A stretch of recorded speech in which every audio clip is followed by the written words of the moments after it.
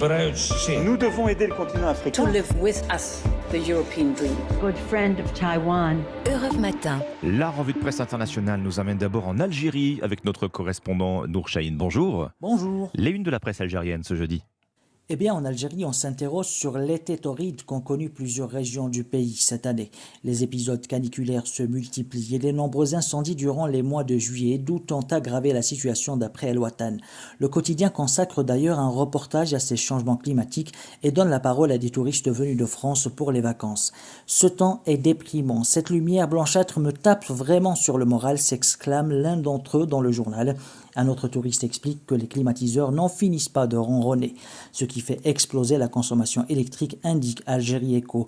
Le site rappelle également que cet été, le record de consommation nationale d'électricité a été battu 2 fois, ce qui ne semble pas pour autant inquiéter les autorités.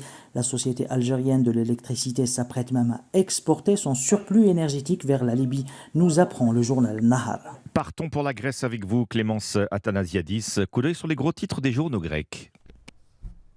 À la une ici, les mesures annoncées par le gouvernement de Kyriakos Mitsotakis afin de lutter contre la crise du logement. Des mesures en réponse à la flambée des prix de l'immobilier, écrit le quotidien Tanea.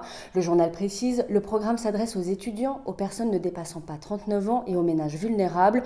Sont prévus notamment des prêts immobiliers au faible taux d'intérêt, la rénovation de biens vacants afin de les louer à prix raisonnable ou encore la création de résidences étudiantes. Plusieurs fonds permettront de financer ce programme, souligne la chaîne de télévision IERT. Le défi est notamment de rendre la Grèce plus abordable pour ces jeunes. Le quotidien Ikathemerini a consacré un article sur les logements étudiants avec des loyers à Athènes qui, depuis 2017, ont augmenté de 53%. Des logements de toute façon devenus rares sur le marché. Une des raisons, écrit le journal, est la location courte durée, encouragée par un tourisme galopant. Et nous voici enfin en Turquie avec vous. Rémi Trio, vous êtes à Istanbul pour Europe 1. De quoi parlent les journaux turcs ce matin ?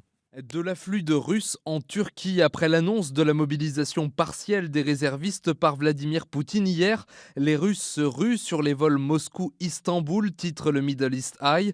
Le média en ligne relève qu'il n'y a plus aucune place disponible cette semaine dans les avions opérant la liaison entre la Russie et la Turquie.